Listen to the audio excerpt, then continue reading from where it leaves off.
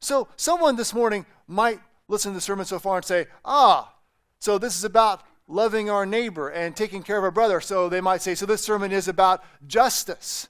It's a word we hear about a lot, justice. Well, that'd be wrong, but only partially. This sermon is about justice. Justice, biblically speaking, is the practice of creating right relationships between people.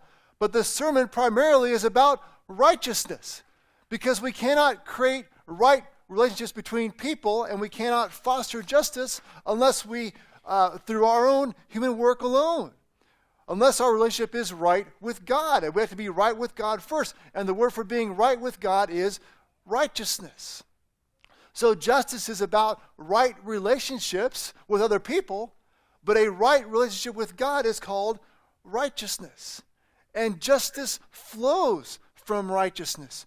Right relationships between people flow from a right relationship with our brother Jesus.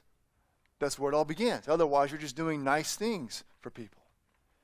If you look at this in the light of the greatest commandment that Jesus gave us, you see the two sides reflected in caring for the weakest and the smallest.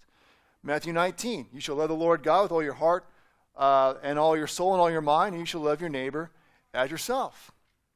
Jesus said, upon these two commandments, love God and love your neighbor, depend all the words of the law and the prophets. So in the long run, we will have much more to offer the weakest and the smallest if we seek to cultivate a right relationship with God first, rather than just doing nice things for people.